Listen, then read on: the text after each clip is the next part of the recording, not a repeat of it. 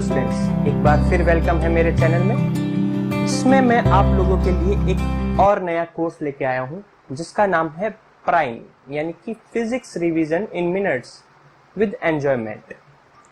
ये course mainly जो है वो कॉलेज और यूनिवर्सिटी के स्टूडेंट्स के लिए है। इस कोर्स का एम जो है वो अभी आगे आने वाली परीक्षाओं में फिजिक्स में अच्छे मार्क्स स्कोर करना है। ठीक है, आप सभी इससे विदित है, आप सभी को जानकारी है कि आने वाले टाइम में आपके एग्जाम होने वाले हैं। कुछ लोगों में भ्रम की स्थिति बनी हुई है कि एग्जाम के बिना ही प्रमोट कर दिया जाएगा, जबकि ऐसा नहीं है। निकट भविष्य में जल्द ही यूनिवर्सिटी और कॉलेजेस के एग्जाम होंगे। ठीक है, तो उस एग्जाम में हमें अच्छे से तैयार रहना है और उस तैयारी में आपकी हेल्प करने के लिए मैं Akshay Joshi, assistant professor physics, आपके लिए ये कोर्स लेके आया हूं। ये एक क्रैश कोर्स है जिसमें हम फिजिक्स को कुछ मिनटों में जो है रिवाइज करेंगे, एक क्विक रिवीजन करेंगे। इसमें हम जो है वो किसी पर्टिकुलर बुक के यूनिट वाइज टॉपिक उठाएंगे और उसे जो है 5 to 10 मिनट उसे हम डिस्कस करेंगे। ये टॉपिक जो एग्जाम के पॉइंट ऑफ व्यू से इंपॉर्टेंट है वो टॉपिक ही होंगे। इन टॉपिक्स में मेनली डेरिवेशन या डिफिकल्ट कोई क्वेश्चन या कोई न्यूमेरिकल उसको डिस्कस किया जाएगा। ठीक है, तो ये to the point exam oriented course है। ठीक है, तो ज्यादा से ज्यादा लोग जो है इससे जुड़े और इस चैनल को लाइक, शेयर और सब्सक्राइब करें, जिससे ज्यादा से ज्यादा स्टूडेंट्स को बेनिफिट मिल पाए। ठीक है, तो आज का जो हमारा टॉपिक है वो टॉपिक है alternating and transient current. Electrostatics की जो बुक है उसमें ये टॉपिक है आपका अल्टरनेटिंग एंड ट्रांजिएंट करंट। उस टॉपिक में भी हम जो मेनली डिस्कस करने वाले हैं वो है आरसी सर्किट। ठीक है, तो ये टॉपिक डिस्कस करने से पहले कुछ भूमिका मैं आपके दिमाग में बांध देना चाहता हूं। जो टॉपिक हम पढ़ रहे हैं उससे रिलेटेड इंपॉर्टेंट टर्मिनोलॉजी जो है वो आप अच्छे से समझ लीजिए। आप साथ में एक कॉपी और पेन लेकर बैठ जाइए, जिससे इंपॉर्टेंट पॉइंट्स आप नोट भी करते जाए। ठीक है, जिससे आपका रिवीजन साथ साथ होता रहे। ठीक है, तो सबसे पहले हम पढ़ते हैं कुछ इंपॉर्टेंट टर्मिनोलॉजीज। ठीक है, तो इसमें सबसे पहली टर्म आ रही है करंट। करंट का मतलब क्या होता है? जब भी किसी वायर में चार्ज फ्लो करता है तो उसको हम इलेक्ट्रिक करंट कहते हैं। ठीक वैसे ही जैसे किसी पाइप में पानी फ्लो करता है तो उसको वाटर करंट यानी कि जल धारा बोला जाता है, वैसे ही किसी वायर में जब चार्ज फ्लो करता है तो उसको हम इलेक्ट्रिक करंट या विद्युत धारा कहते हैं। कि कितना फास्ट फ्लो करता है उसको उसके बेसिस पे करंट को मेजर किया जाता है। करंट को हम दूसरे तरीके से डिफाइन कर सकते हैं, rate of flow of charge, यानी कि आवेश प्रवाह की दर। पर सेकंड में या पर यूनिट टाइम में कितना चार्ज फ्लो कर गया उसे भी करंट कहते हैं। ठीक है, जैसे मान लो टी टाइम में Q चार्ज फ्लो कर गया तो यूनिट टाइम में Q by T charge flow करेगा, तो करंट का फॉर्मूला बन जाएगा Q बाय T। ठीक है, इस करंट की जो यूनिट है वो यूनिट होती है एम्पियर। ठीक है, इस एम्पियर यानी कि 1 एम्पियर को कैसे डिफाइन करेंगे, एम्पियर कितना होता है, तो आप इस फॉर्मूले में देख सकते हैं कि जब 1 कूलम चार्ज 1 सेकेंड के लिए फ्लो करेगा, 1 सेकेंड में 1 कूलम चार्ज फ्लो कर जाएगा तो उसे हम 1 एम्पियर कहेंगे। इसे दूसरे शब्दों में देखें तो जब किसी वायर से 1 सेकेंड में 6.25 into 10 to the power 18 electrons flow कर जाएंगे, इतने सारे इलेक्ट्रॉन जब 1 सेकेंड में फ्लो कर जाएंगे तो उसे 1 एम्पियर कहेंगे। लेकिन ये दोनों ही डेफिनेशन मेजर करने के लिए पॉसिबल नहीं है। हम इनको फिजिकली वायर में हम देख तो नहीं सकते कि ये इतने इलेक्ट्रॉन फ्लो कर गए तो ये 1 एम्पियर हो गया। इसलिए स्टैंडर्ड जो डेफिनेशन दी जाती है वो इस फॉर्मूले के बेस पे दी जाती है। आपको पता है कि जब दो वायर एक दूसरे के पैरेलल हो और उनमें करंट फ्लो हो रहा हो और वो r डिस्टेंस पर रखे हुए हो तो उन दोनों वायर के कारण एक दूसरे पर फोर्स लगता है, और ये फोर्स का पर यूनिट लेंथ पर जो मेजरमेंट होता है वो इस फॉर्मूले से किया जाता है।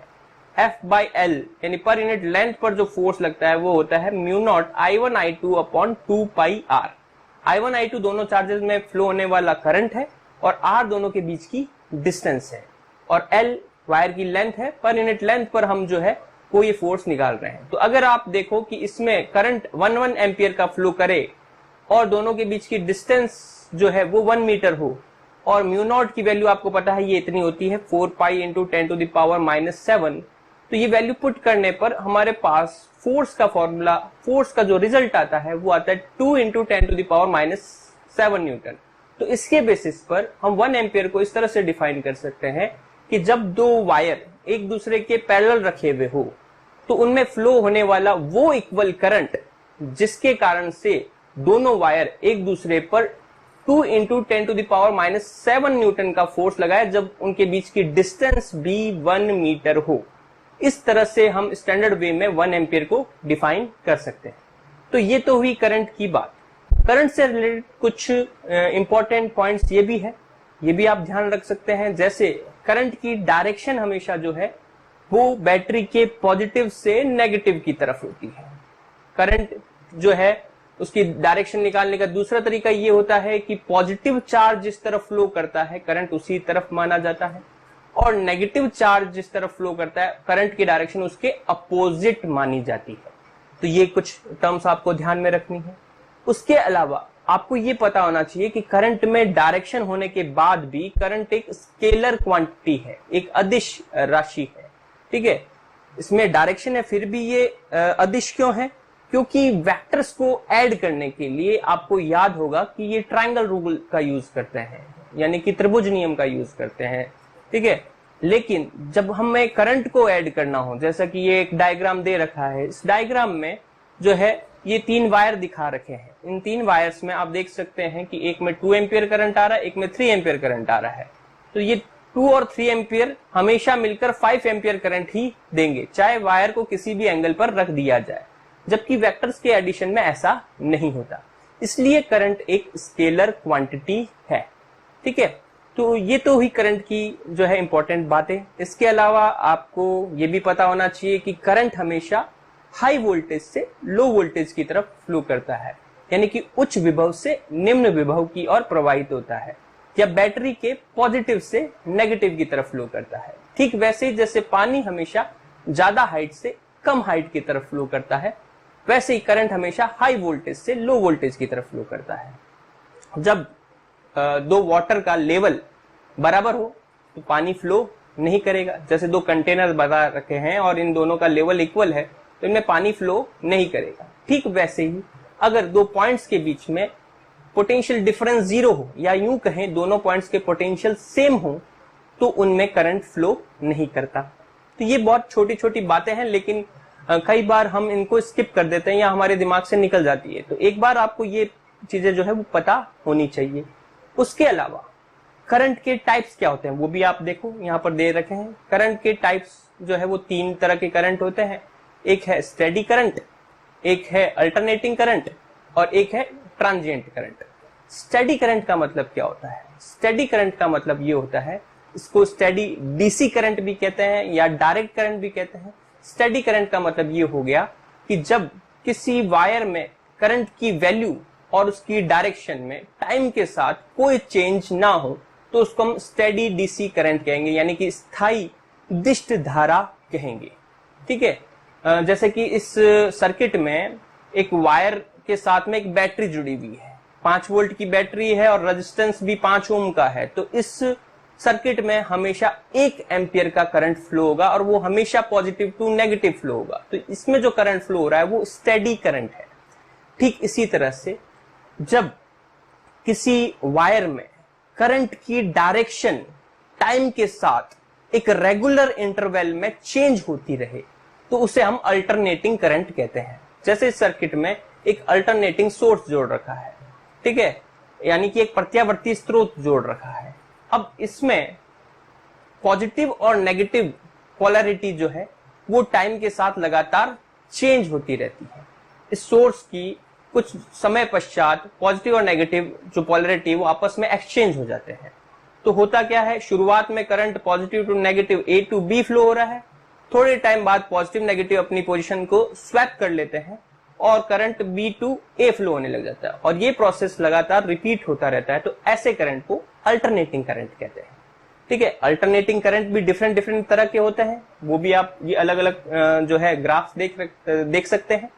ये किस बेसिस पे बताया, ये देखो हमने टाइम के साथ में करंट का ग्राफ प्लॉट किया। तो देखो ये पहला जो ग्राफ है इसमें क्या हो रहा है कि करंट पहले 5 एम्पियर तक फिक्स रह रहा है, फिर अचानक से जो है वो नेगेटिव में 5 एम्पियर हो गया, फिर अचानक से पॉजिटिव में 5 एम्पियर, फिर नेगेटिव में। तो इस ग्राफ की जो शेप आ रही है वो शेप जो है एक स्क्वायर की तरह आ रही है, इसलिए इसको हम स्क्वायर वेव करंट कह सकते हैं, यानी कि वर्गाकार धारा कह सकते हैं। ठीक है, ये एक अल्टरनेटिंग करंट का एग्जांपल है।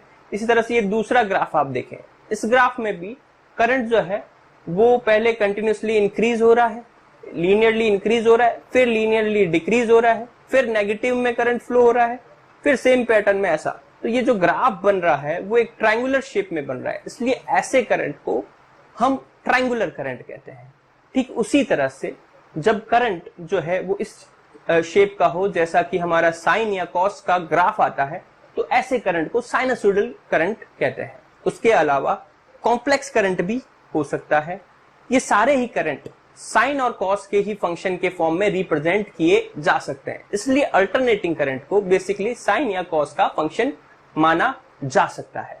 ठीक है, तो ये तो हुआ अल्टरनेटिंग करंट के बारे में। अब थर्ड पॉइंट हमारा आता है ट्रांजिएंट करंट, यानी कि क्षणिक धारा। ट्रांजिएंट करंट का मतलब क्या होता है? जब किसी सर्किट में करंट थोड़े समय के लिए लगातार बढ़े या लगातार कम हो और फिर उसके पश्चात वो फिक्स हो जाए, स्टेबल हो जाए। तो जिस पीरियड में वो लगातार बढ़ रहा है या लगातार कम हो रहा है, उस पीरियड में जो करंट होगा वो करंट होगा ट्रांजिएंट करंट, क्षणिक धारा। तो हम जो है वो ट्रांजिएंट करंट के बारे में पढ़ने वाले हैं। ठीक है, तो देखो नॉर्मली एक रेजिस्टेंस में, जैसे ये 5 ओम का रेजिस्टेंस है, इसके साथ में मैंने बैटरी कनेक्ट कर दी, तो 5 ओम का रेजिस्टेंस और 5 वोल्ट की बैटरी है, तो आपको ओम्स लॉ से V = IR से I निकाल सकते हैं, हमेशा 1 एम्पियर आना है। तो ये तो हमेशा स्टेडी करंट देगा, करंट इसमें ना तो बढ़ेगा ना ही घटेगा। तो ऐसे कौन से एलिमेंट होते हैं जो करंट को बढ़ाए या घटा सकते हैं? तो उसमें सबसे पहले आता है हमारा कैपेसिटर। कैपेसिटर को जब हम बैटरी से कनेक्ट करते हैं तो शुरुआत में कैपेसिटर की प्लेट्स पे कोई भी चार्ज नहीं होता, जिसकी वजह से उस पर पोटेंशियल जीरो होता है, यानी कि उन पर विभव जीरो होता है। दोनों ही प्लेट पर विभव जीरो होता है। जबकि बैटरी मान लो 5 वोल्ट की है, तो पॉजिटिव जो साइड है बैटरी का, उसका पोटेंशियल 2.5 मान ले, और नेगेटिव साइड जो है उसका पोटेंशियल माइनस का 2.5 मान ले। ठीक है, तो अब आप देखो क्या होगा, बैटरी के पॉजिटिव से नेगेटिव की तरफ करंट फ्लो करने की कोशिश करेगा। ठीक है, तो जैसे ये कैपेसिटर की प्लेट है, वो प्लेट जो पॉजिटिव से जुड़ी हुई है, ये पॉजिटिव टर्मिनल क्या करेगा, ये पॉजिटिव टर्मिनल बैटरी के इलेक्ट्रॉनों को अपनी तरफ खींचेगा। तो बैटरी के इलेक्ट्रॉन दौड़ते हुए इसकी तरफ आएंगे, और इलेक्ट्रॉन इसकी तरफ आएंगे तो बैटरी की इस प्लेट पर इलेक्ट्रॉनों की कमी की वजह से यहाँ पॉजिटिव चार्ज जमा होने लग जाएगा। ठीक है, दूसरी तरफ जो प्लेट बैटरी की जो नेगेटिव टर्मिनल है, वो इलेक्ट्रॉन प्लेट्स को देगी, ये इलेक्ट्रॉन दे रही है। दूसरी प्लेट पर इलेक्ट्रॉन जमा हो रहे हैं, तो ये प्लेट नेगेटिवली चार्ज हो रही है। तो इस तरह से बैटरी क्या कर रही है, कैपेसिटर को धीरे धीरे चार्ज कर रही है। एक प्लेट को पॉजिटिव चार्ज कर रही है, दूसरी प्लेट को नेगेटिव चार्ज कर रही है। चार्ज करने के साथ साथ क्या हो रहा है, इस प्लेट पर पॉजिटिव चार्ज इकट्ठा होने की वजह से इस प्लेट का पोटेंशियल यानी कि विभव बढ़ रहा है, और इस प्लेट का पर नेगेटिव चार्ज इकट्ठा होने की वजह से इस प्लेट का विभव घट रहा है। तो धीरे धीरे ऐसी स्थिति आएगी कि इस प्लेट पर विभव बढ़ते बढ़ते जो है 2.5 वोल्ट हो जाएगा, और इस प्लेट पर विभव माइनस में होते होते माइनस का 2.5 हो जाएगा। तो इस तरह से इस प्लेट और बैटरी के पॉजिटिव में कोई पोटेंशियल डिफरेंस नहीं रहेगा, तो करंट फ्लो होना बंद हो जाएगा। ठीक ऐसा ही इधर होगा। तो कैपेसिटर को जब हम चार्ज करेंगे तो धीरे धीरे करंट जो है वो कम होने लग जाएगा, और लास्ट में जाकर करंट रुक जाएगा। ठीक है, तो कैपेसिटर में जो करंट फ्लो होगा वो ट्रांजिएंट करंट होगा। अब कैपेसिटर के साथ में मोस्टली एक वायर जुड़ा हुआ होता है, उस वायर में कुछ रेजिस्टेंस भी होता है। ठीक है, तो हम कैपेसिटर को अकेला अज्यूम नहीं कर सकते, कैपेसिटर के साथ में रेजिस्टेंस भी सीरीज में जुड़ा होता है। तो ऐसे जो सर्किट होते हैं जिसमें रेजिस्टेंस और कैपेसिटेंस सीरीज में जुड़े हुए होते हैं, उनको हम आरसी सर्किट कहते हैं, और इनमें करंट जो फ्लो होगा वो ट्रांजिएंट करंट फ्लो होगा। तो इसमें आरसी सर्किट में हम दो कंडीशन देखेंगे। एक बार कैपेसिटर की चार्जिंग देखेंगे। चार्जिंग का मतलब हमने इसको बैटरी से कनेक्ट कर दिया, और कनेक्ट करने पर ये धीरे धीरे चार्ज हो रहा है। जब ये पूरी तरह से चार्ज हो जाएगा तो इसमें करंट फ्लो होना बंद हो जाएगा, मतलब टाइम के साथ यहाँ करंट लगातार कम होता जाएगा। दूसरी तरफ हम डिस्चार्जिंग देखेंगे, मतलब इसमें कैपेसिटर फुल्ली चार्ज है, उस फुल्ली चार्ज कैपेसिटर से हम सीधा एक वायर कनेक्ट कर देते हैं, तो बैटरी ये कैपेसिटर के पॉजिटिव से नेगेटिव की तरफ कंटिन्यूसली चार्ज फ्लो करेगा और धीरे धीरे प्लेट्स पर जो है पोटेंशियल कम होता जाएगा, पोटेंशियल डिफरेंस कम होता जाएगा और लास्ट में जाकर करंट इसमें भी कम हो जाएगा।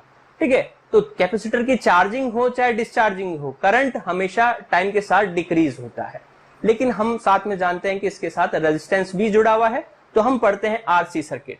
ठीक है, तो यहां पर हमने मान लिया कि ये एक रेजिस्टेंस है, ये एक कैपेसिटर है और इसको हम एक बैटरी से चार्ज कर रहे हैं। ठीक है, ये बैटरी का पॉजिटिव टर्मिनल, ये नेगेटिव टर्मिनल, ये आर और ये सी। अब इसकी मैथमेटिक्स हम डिस्कस करते हैं। ठीक है, तो बैटरी पर जो ईएमएफ है वो ई मान लेते हैं। अब यहां पर इस सर्किट पर हम अगर केवीएल लगाएं बाय केवीएल, केवीएल का मतलब हो गया Kirchhoff voltage law, Kirchhoff voltage law. ठीक है, तो इस किरचॉफ वोल्टेज लॉ में क्या होगा, आप जानते हैं कि अगर हम यहाँ एक क्लोज लूप बनाते हैं तो क्लोज लूप में जितने भी एलिमेंट्स आते हैं उन पर जो पोटेंशियल डिफरेंस है उनका जो सम है वो जीरो होता है। तो यहां पर सबसे पहले ये आया टर्म हमारे पास E, फिर आप देखो इसमें करंट किसी मोमेंट पर मान लो I फ्लो हो रहा है और उस मोमेंट पर कैपेसिटर पर जो चार्ज इकट्ठा हुआ, इस प्लेट पर पॉजिटिव चार्ज प्लस Q और इधर माइनस का Q। ठीक है, तो यहाँ वायर जो है उसमें करंट I फ्लो हो रहा है और रेजिस्टेंस R है, तो इस पर जो पोटेंशियल डिफरेंस होगा वो IR होगा। ठीक है, और कैपेसिटर के लिए आप जानते हैं पोटेंशियल डिफरेंस होता है Q/C। तो ये हमारे पास तीन पोटेंशियल डिफरेंस हुए, बैटरी का पोटेंशियल डिफरेंस E है, वायर पर पोटेंशियल डिफरेंस IR है और कैपेसिटर पर जो पोटेंशियल डिफरेंस है वो Q/C है। इन तीनों का सम जो है वो जीरो होगा।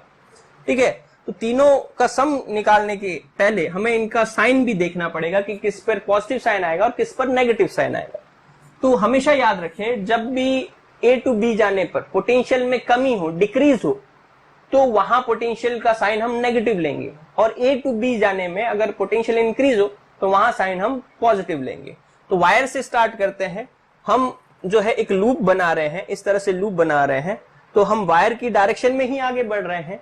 वायर की डायरेक्शन में आगे बढ़ रहे हैं यानी कि करंट हमेशा हाई पोटेंशियल से लो पोटेंशियल की तरफ जाता है, तो मतलब हम जिस तरफ बढ़ रहे हैं वहां पोटेंशियल डिक्रीज हो रहा है, इसलिए यहां आगे साइन जो है वो माइनस का आ जाएगा।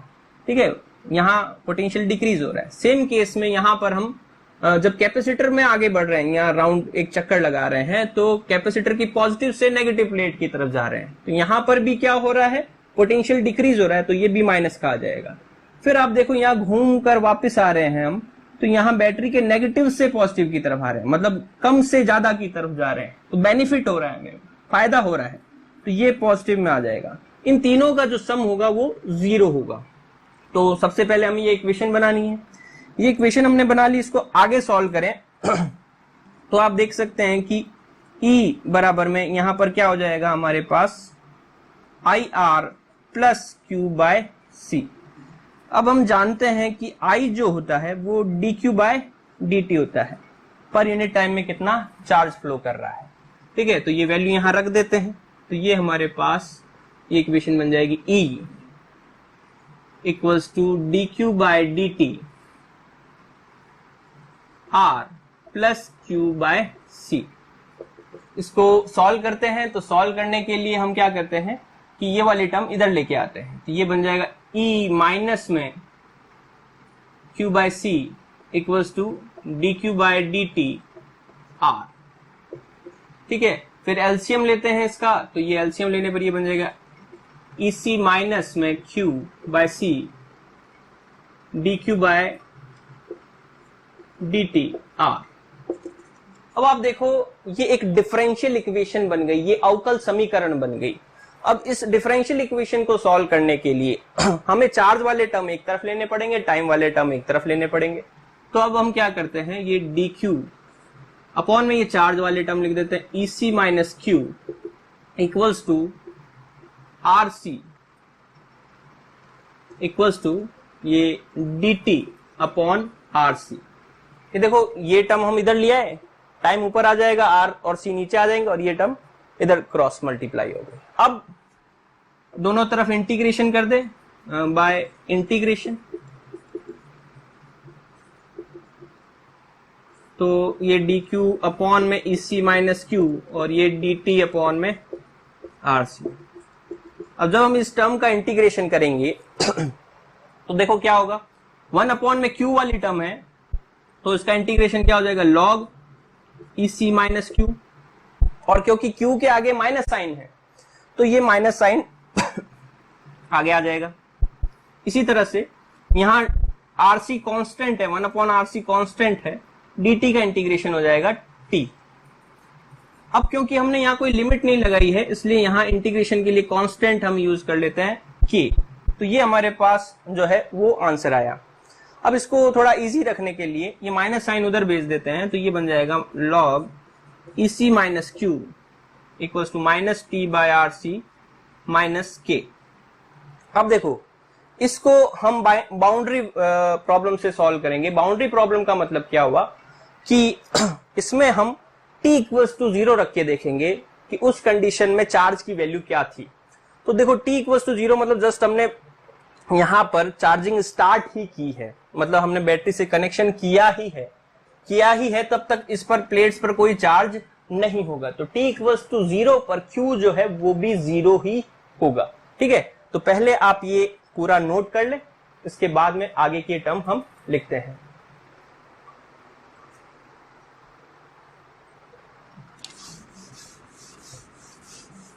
आप वीडियो पॉज करके नोट कर सकते हैं।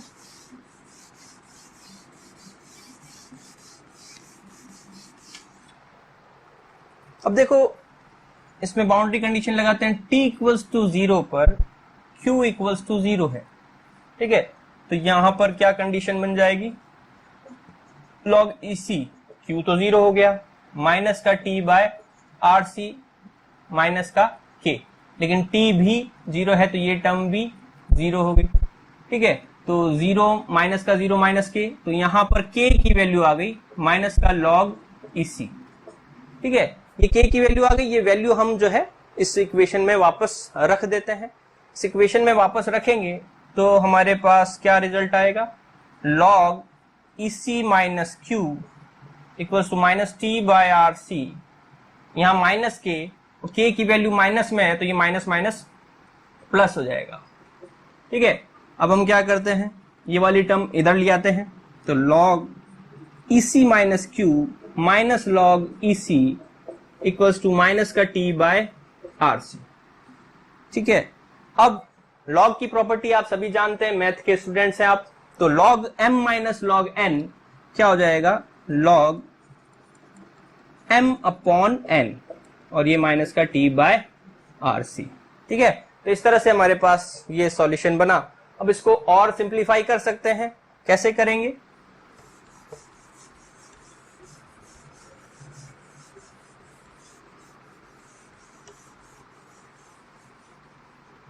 अब यहां log की जगह पर एंटी लॉग ले लें, तो मतलब हम ये log हटा दें तो ये सारा e की पावर में चला जाएगा। ठीक है, जैसे आप पता है आपको कि यहां पर log हटाने पर ये सारा टर्म जो है वो e की पावर में चला जाएगा, तो क्या आ जाएगा हमारे पास, EC minus Q upon EC, ये पूरा टर्म e की पावर में इक्वल्स टू e की power minus t upon RC।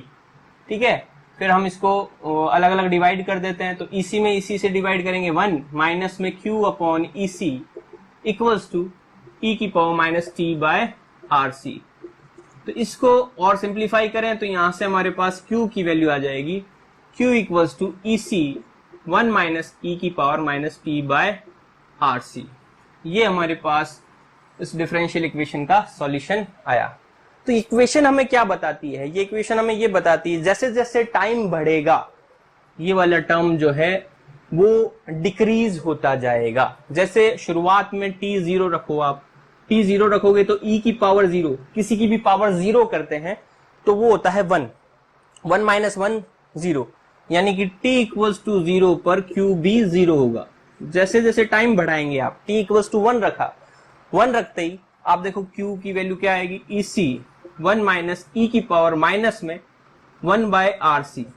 तो यहां पर ये कुछ वैल्यू जो है वो नॉन जीरो वैल्यू आएगी, जीरो नहीं आएगी। जीरो नहीं आने से 1 में से कुछ माइनस जरूर हो रहा है, लेकिन ओवरऑल रिजल्ट आपके पास जीरो नहीं आ रहा। तो धीरे धीरे जैसे जैसे टाइम बढ़ता जाएगा, आप देखो ये वाली जो वैल्यू है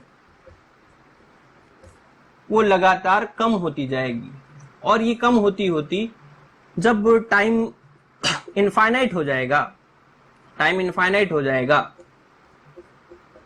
तो ई की पावर माइनस इनफाइनाइट, ई की पावर माइनस इनफाइनाइट मतलब जीरो हो जाएगा, और इनफाइनाइट टाइम पर क्यू कितना हो जाएगा, ईसी हो जाएगा। मतलब ये इक्वेशन हमें ये बता रही है कि चार्ज जो है वो टाइम के साथ साथ लगातार बढ़ता जा रहा है, ठीक है, और एक मोमेंट पर आकर चार्ज जो है वो कितना हो जाएगा, ईसी हो जाएगा, और ये चार्ज की मैक्सिमम वैल्यू होगी, इसलिए इसको क्यू नॉट से शो कर देते हैं, ठीक है। तो ये हमारे पास जो इक्वेशन है वो यूं बन जाएगी, Q equals to Q naught 1 minus e की power minus t by R C, ठीक है। तो ये हमारे पास जो है चार्जिंग के केस में इक्वेशन बन गई। अब देखो इसको और एनालिसिस कर सकते हैं हम।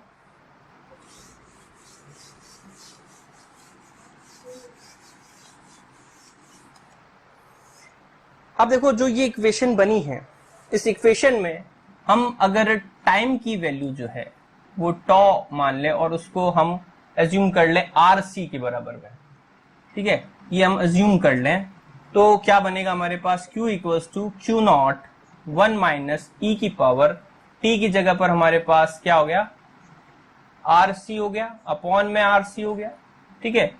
तो ये क्यू नॉट 1 माइनस ई की पावर माइनस 1 हो जाएगा, आर सी कट जाएगा, और ये बन जाएगा क्यू नॉट 1 माइनस 1 अपॉन ई, ठीक है।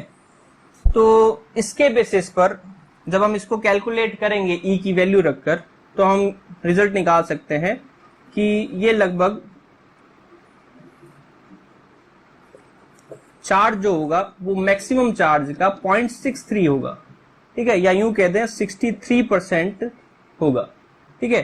तो जब भी चार्ज, मतलब ये इसके बेसिस पर हम एक डेफिनेशन दे सकते हैं कि वो टाइम जिस पर कैपेसिटर जो है वो मैक्सिमम चार्ज का 63% हो जाए, उस टाइम को टाइम कांस्टेंट कहते हैं।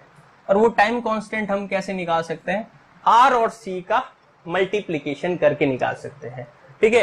रेजिस्टेंस और कैपेसिटेंस का अगर हम मल्टीप्लीकेशन कर दें तो टाइम कांस्टेंट आ जाएगा, और टाइम कांस्टेंट का मतलब वो टाइम जिसमें कैपेसिटर जो है मैक्सिमम चार्ज का 63% चार्ज हो जाए, ठीक है। ये चार्जिंग ऑफ कैपेसिटर हुआ।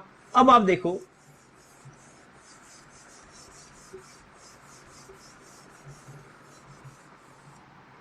हमने ये चार्जिंग के लिए चार्ज की इक्वेशन तो निकाल ली, इसी के बेसिस पर हम जो करंट की इक्वेशन निकाल सकते हैं, भी करंट कैसे चेंज होगा इसमें, ठीक है।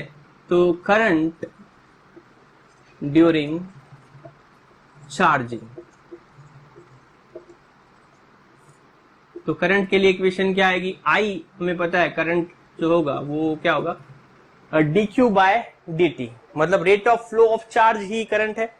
तो Q हमारे पास आया Q नॉट 1 माइनस ई की power minus t by are C. करना है तो डिफरेंशिएशन कैसे करेंगे, आप देखें यहाँ Q नॉट कांस्टेंट है, कांस्टेंट एज इट इज पड़ा है, इसके मल्टीप्लाई में ये है 1 का डिफरेंशिएशन 0 माइनस ई की पावर का डिफरेंशिएशन करेंगे तो ई की पावर का डिफरेंशिएशन ई की power minus t by R C, ठीक है।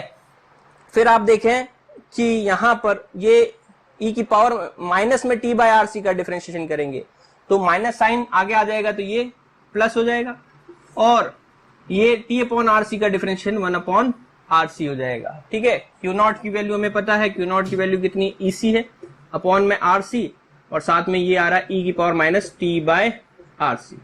अब आप देखो सी से सी कट जाएगा, आई बराबर में आएगा ई अपॉन आर, ई की power minus t by are C. देखो ये इक्वेशन हमें ये बता रही है जैसे जैसे टाइम बढ़ेगा वैसे वैसे करंट डिक्रीज होता जाएगा। जैसे टाइम 0 रखते हैं हम, तो यहाँ ई की पावर 0 रखेंगे तो ये पूरी टर्म 1 हो जाएगी, और ये 1 होने पर करंट कितना होगा, ई बाय आर। लेकिन जैसे जैसे टाइम बढ़ेगा ये टर्म जो है वो डिक्रीज होती जाएगी और इसके साथ साथ करंट भी डिक्रीज होता जाएगा। तो जब कैपेसिटर चार्ज हो रहा होता है तो टाइम के साथ साथ करंट डिक्रीज होता है, और जब ये टाइम हम इनफाइनाइट कर देंगे, जब बहुत सारा टाइम बीत चुका होगा, तो टाइम इनफाइनाइट करने पर e की पावर माइनस इनफाइनाइट जीरो होगी, यानी कि करंट भी जीरो हो जाएगा।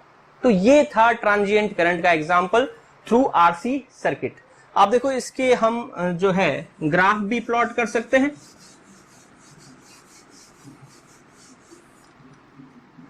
इनके जो ग्राफ आएंगे, करंट का जो ग्राफ आएगा टाइम के साथ में पहले मैक्सिमम और फिर लगातार एक्सपोनेंशियली डिक्रीज होता जाएगा। और चार्ज का जो ग्राफ आएगा वो क्या होगा, शुरुआत में चार्ज जीरो है, धीरे धीरे बढ़ता जाएगा और एक पॉइंट पर आकर चार्ज जो है वो कांस्टेंट हो जाएगा। तो ये चार्जिंग के लिए ग्राफ हो गए। तो आज हमने पढ़ा आरसी सर्किट और आरसी सर्किट की चार्जिंग पढ़ी, ठीक है। नेक्स्ट क्लास में हम पढ़ेंगे डिस्चार्जिंग ऑफ आरसी सर्किट। तो आज के लिए इतना ही। होप कि आपने ये अच्छे से समझा, ठीक है, आपको एग्जाम में हेल्प करेगा।